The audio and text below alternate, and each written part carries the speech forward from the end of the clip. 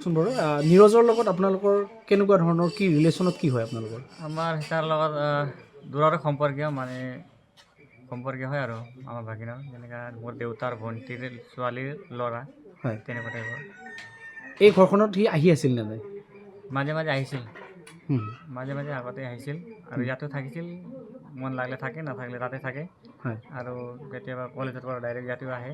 হুম, আৰু ৰিচেণ্টলি আমাৰ দাদাৰ বিয়া হ'ল যোৱা 13-12 তাৰিখে। হুম, এতিয়া তাতে ইয়াতে আছিল আৰু হুম। মামাৰ বিয়া বুলি ইয়াতে থাকিছিল আৰু। সেইদিনাখন যিদিনাখন শিশুটোক লৈ আহিছিলে সেই বাচ্ছা দুটাক হয় আপোনালোকৰ বাইক এখন ব্যৱহাৰ কৰা বুলি পেলাই তেওঁ ভাষ্যত ওলাইছে। হয় হয়, আমাৰ এই গাড়ীখন মোৰে হয়, মোৰ নহয়, মোৰ দাদাৰ হয়। হয়, একচুৱেলি গাড়ীখন ইয়াতে আছিল বাৰাণ্ডাতে। হুম, তাৰপিছত এই কলেজৰ কাম কিবা এডমিট ল'বলৈ যাম বুলি কৈছিলে আৰু হুম, তাৰপিছত লগতে মোৰ চাবিখন বাহিৰতে থাকে ন, আৰু এইটো বাইকটো মানে যোনেও ইউজ কৰে, তো সি ডাইৰেক্ট লৈ গ'ল আৰু গৈ পেলাই এই কাণ্ডটো কৰিছে আৰু। হুম। এই ঘটনাটো সি কৰা বুলি আপোনালোকে অনুমান কৰে নে নকৰে বা কেনেকৈ কৰিলে কিবা অনুমান আছেনে নাই, আপোনালোকৰ? 0% ছাৰ, একো অনুমান নাই ছাৰ। একদম মানে বিশ্বাসেই কৰিব নোৱাৰি যে সেই ল'ৰাটোৱে মানে মাৰিছে আৰু। পঢ়া শুনাত কেনেকুৱা আছিলে? পঢ়া শুনাত সি ভালেই আছে ছাৰ, মেট্ৰিকতে ভাল নম্বৰে পাছ কৰিছে, হয়, হাই ছেকেণ্ডেৰী ঠিক ঠাকে কৰিছে।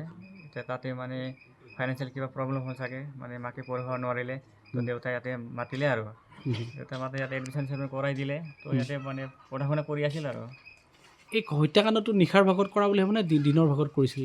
এইটো আপোনাৰ দিনৰ ভাগতে হয়, মানে যিমানখিনি আমাৰ আইডিয়া সেইটো আমাৰ দিনৰ ভাগতে, মানে আল্টিমেটলি আপোনাৰ 9ৰ পৰা আপোনাৰ 9:30 ভিতৰত হ'ব আৰু।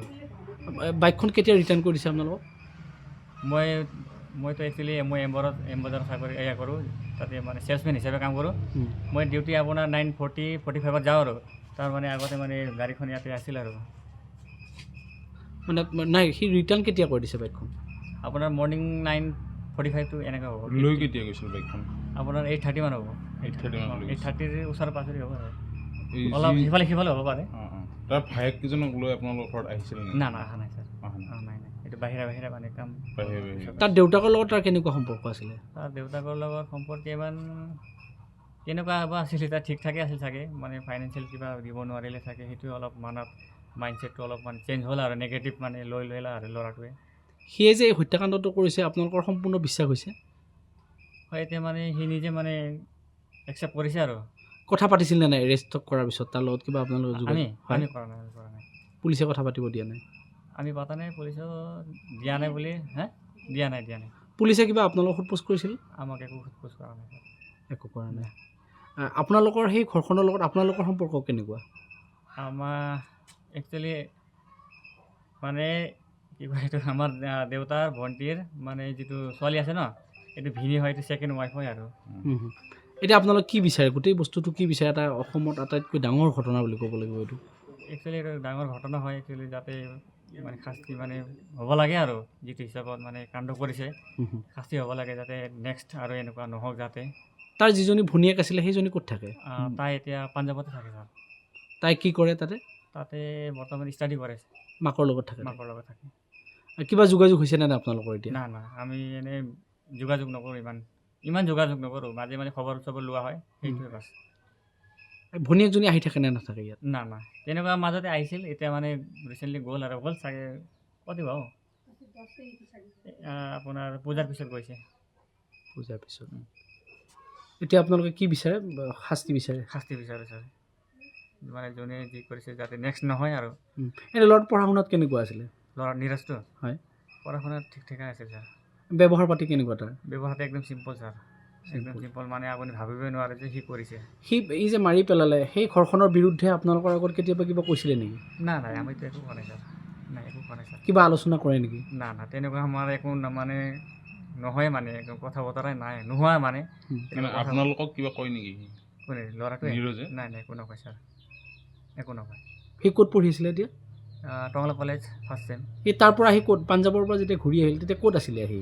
তাতে আছিল ছাৰ, তাতে নিজৰ ঘৰত। নিজৰ ঘৰতে? তাৰ মাহীমাকৰ লগত সম্পৰ্ক কেনেকুৱা আছিল? তাৰ লগত? হয়, মাহীমাকৰ লগত? আমাৰ লগত, তাৰ লগত ছেকেণ্ড মাকৰ লগত? ঠিক ঠাকে আছিল ছাৰ, ইও মানে নিজৰ ল'ৰা হিচাপে, ইও সৰু মা বুলি কয়, ঠিক ঠাকে আছিল আৰু। মানে এই কামটো কৰিব পাৰে বুলি মানে বিশ্বাস হয় নে নহয় আপোনালোকৰ? এতিয়া নিজে মানে একচেপ্ট কৰিছে যদি এতিয়া সেইটোৱে আৰু।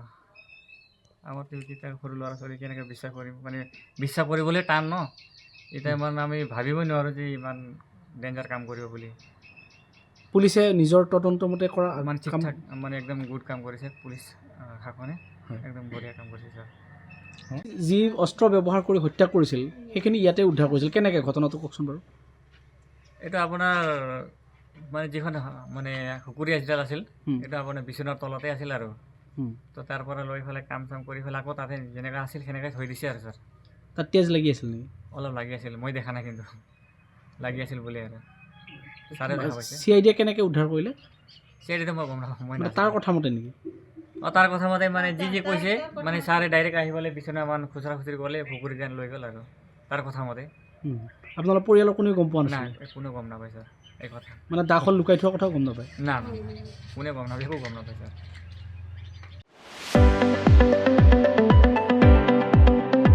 ৰঙাপাৰাবাসীৰ বাবে সুখবৰ আপুনি যদি দুচকীয়া বাহন ল'ব বিচাৰিছে তেন্তে এতিয়াৰে পৰা আৰু চিন্তাৰ কোনো প্ৰয়োজন নাই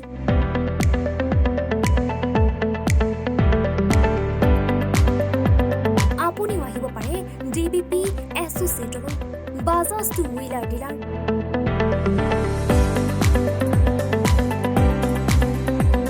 আমাৰ ঠিকনা ৱাৰ্ড নং 8 ঠাকুৰবাৰী ৰোড ডাকঘৰ ৰঙাপাৰা জিলা শোণিতপুৰ